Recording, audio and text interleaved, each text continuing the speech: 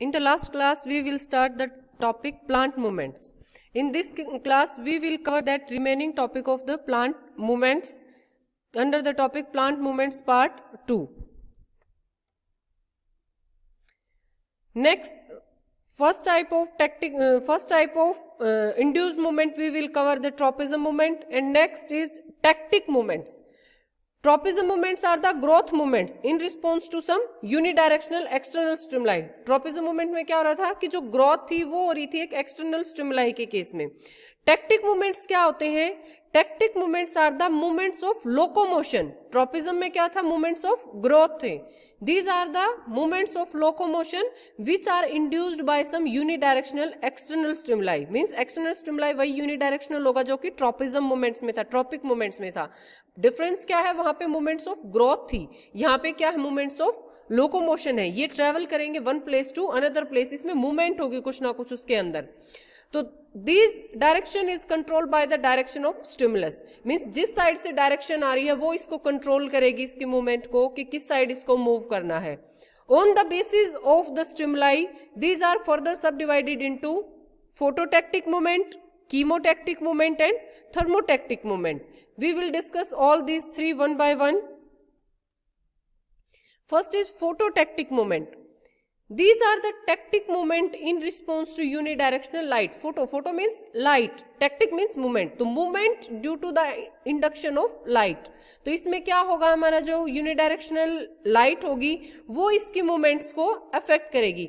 For example जैसे free swimming algae है, juice pores हैं, gametes हैं, तो वो क्या करेंगे? जब उनको हम free form में छोड़ देते हैं तो those swim towards the diffuse light are said to be positively phototactic. कुछ तो क्या करेंगे कि जो लाइट आ रही है उस साइड में मूव करेंगे, उनकी मूवमेंट जो है लाइट की टुवर्ड्स लाइट साइड होगी, तो वो क्या होंगे?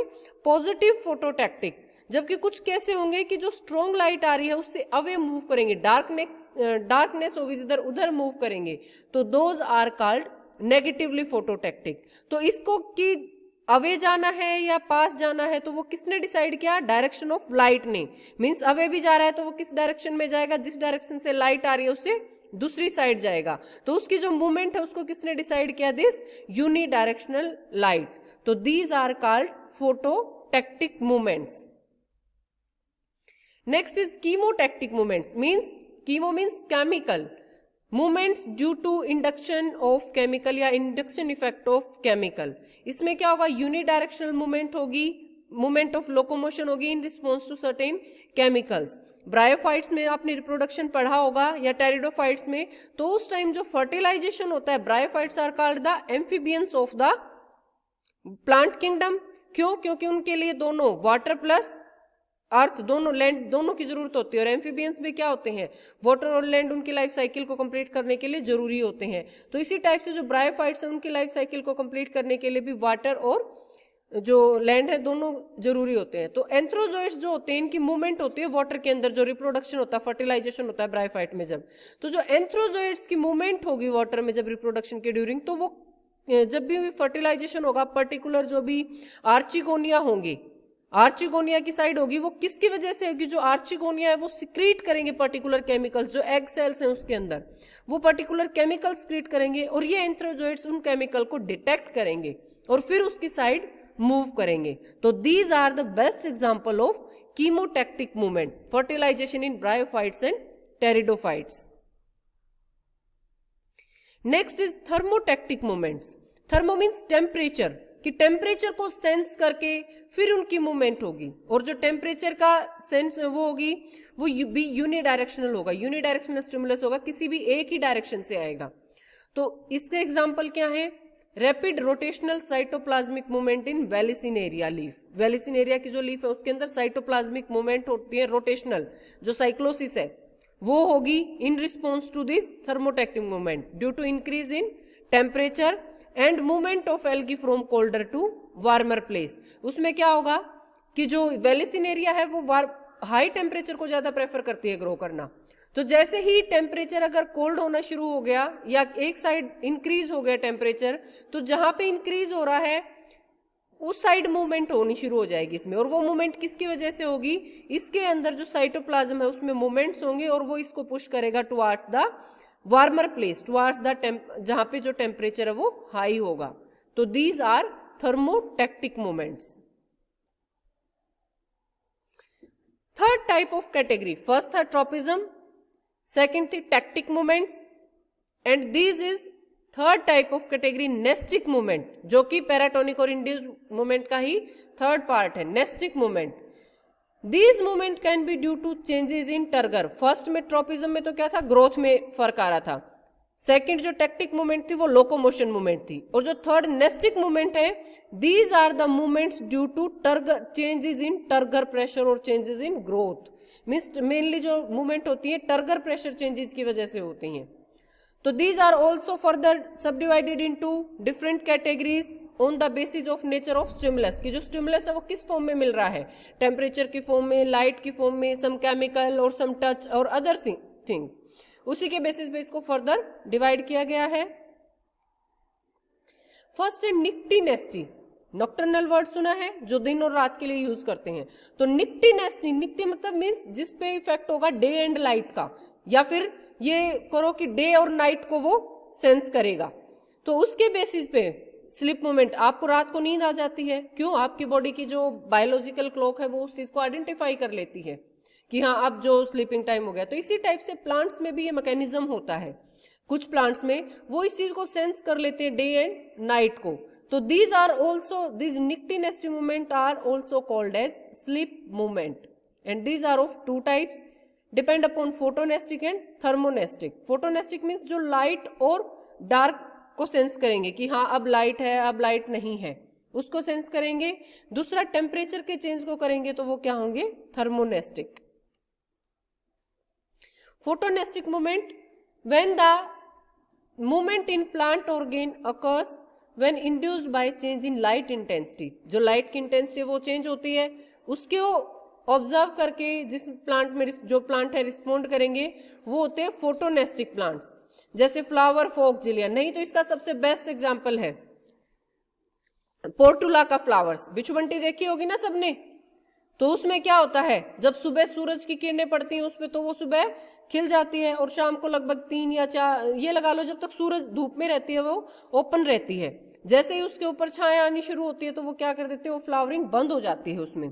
तो वो किसको सेंस करती है, इस फोटोनेस्टिक को, वो लाइट और एब्सेंस ऑफ लाइट को ऑब्जर्व करती है।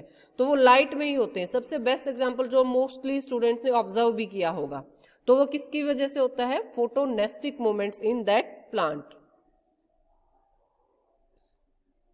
नेक्स्ट थर्मोनेस्टिक मोमेंट्स, मीन्स वो किसको सेंस करेंगे, लाइट से उनको कोई फर्क नहीं पड़ रहा, वो किसको ऑब्जर्व करेंगे, क्योंकि डे और नाइट के टेम्परेचर में भी फर्क होता है।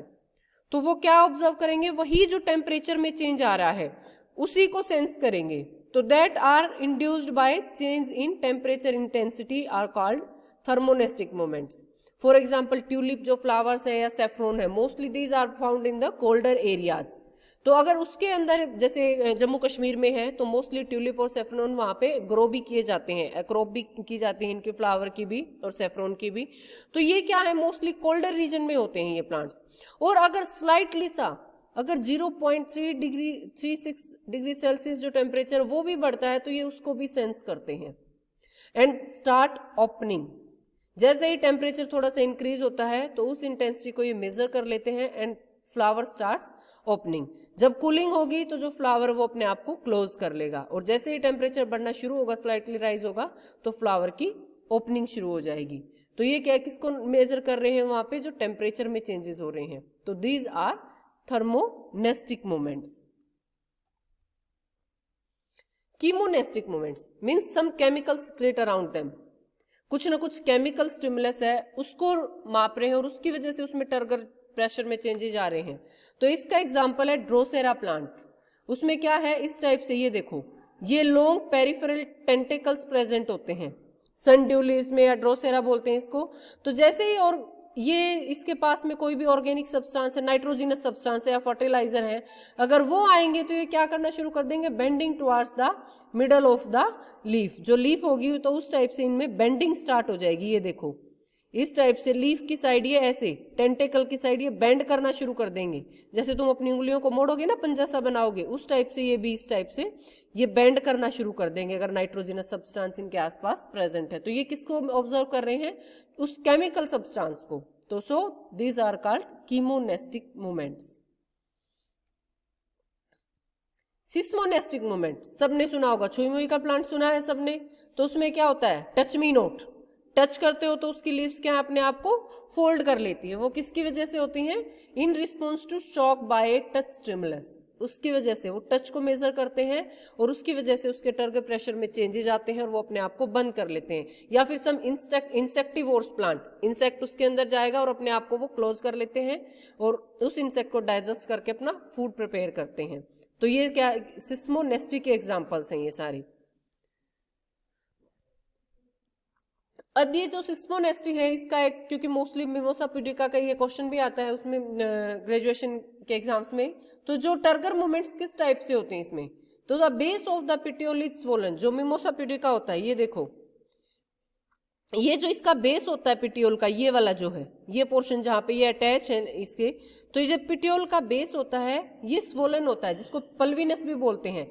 And similar but smaller pulvinus are present at the base of each leaflet. हर एक जो लीफलेट होंगे ये इसके लीफलेट होते हैं, इन पे भी इसी टाइप का स्वोलन पल्विनस प्रेजेंट होता है। ये कंप्लीट लीफ है और ये इसके लीफलेट है, तो उनके पास में भी पिटियोल पे भी पल्विनस प्रेजेंट है और इन लीफलेट्स पे भी वो स्मॉल पल्विनस प्रेजेंट है। Lower half thin walled and upper half thick walled. उसका जो लोअर हाफ होता है वो थिन वाल्ड होता है और अपर जो होता है वो थिक वाल होता है। जो टर्मिनल पाइन्यूल इज स्टक ए ब्लोर, जब कोई टर्मिनल पाइन्यूल है इसका, ये पाइन्यूल से, जैसे इसको आप यहां से टच करोगे तो the stimulus is conducted to its beds and then to other pinnules. आपने जैसे ही इसको यहां से टच किया तो जो ये स्टिमुलस है ये यहां से होता हुआ इन सभी पाइन्यूल्स के पास भी पहुंचेगा और जो ये एंड है पिटियोल का यहां तक भी पहुंचेगा इसके। This stimulus cause fall in turgor of the lower cell due to loss of water. उसकी वजह से क्या होगा? जो लोअर सेल्स हैं, क्यों, दो रीजन बताए हैं ना, लोअर हाफ तो थिन वॉल्ड है और अपर हाफ थिक वॉल्ड है। तो जो ये लोअर हाफ है इसका टर्गर प्रेशर कम हो जाता है और टर्गर प्रेशर कम होगा और अपर, इसका टर्गर प्रेशर कम हो गया, वो पानी कहाँ चला गया? अपर हाफ में। उसकी वजह से अपर हाफ जो है अपनी टर्जिडिटी को रिटेन कर लेता है। तो turgidity half pressed flaccid lower, ऊपर वाला टर्जिड है और नीचे वाला फ्लैशिड हो गया, तो वो क्या कर देगा? उसको प्रेस कर देगा और उसकी वजह से क्या है, जो लीफ है वो ड्रॉप हो जाएंगे। When the touch stimulus is remove, जब वो टच स्टिमुलस कुछ टाइम के बाद रिमूव हो जाता है तो जो लोअर हाफ है वो वापस से टर्जिडिटी को गेन कर लेता है और वापस से जो लीफ है वो ओपन हो जाते हैं। तो this is the mechanism of turgor या सिस्मोनेस्टी इन मिमोसा पुडिका। ये यहाँ पे शो किया हुआ है, ये देखो, ये पल्विनस प्रेजेंट है और इसी टाइप से ये पल्विनस इन लीव्स में भी प्रेजेंट है। तो जैसे ही आप इस प्लांट को यहाँ से टच करोगे तो वो जो टच का स्टिमुलस है इन सारे पाइन्यूल्स में भी पहुंचेगा और जो ये पिटियोल का एंड है यहाँ तक भी पहुंचेगा। तो जो इसका ये लोअर हाफ होती है ये सेल थिन होती हैं, तो यहाँ से टर्गर प्रेशर कम हो जाएगा, ये फ्लैसिड हो जाएंगी, ये जो है ये फ्लैसिड हो जाएंगी और ये जो अपर हाफ होगा इसका ये टर्जिड हो जाएंगे। तो उसकी वजह से ये इसको प्रेस करेगा और जो लीफ है वो सारी ऐसे इधर की साइड ऐसे बंद हो जाएंगी। तो this is the best example of सिस्मोनेस्टी। And now your topic of plant movement is completed. Thanks.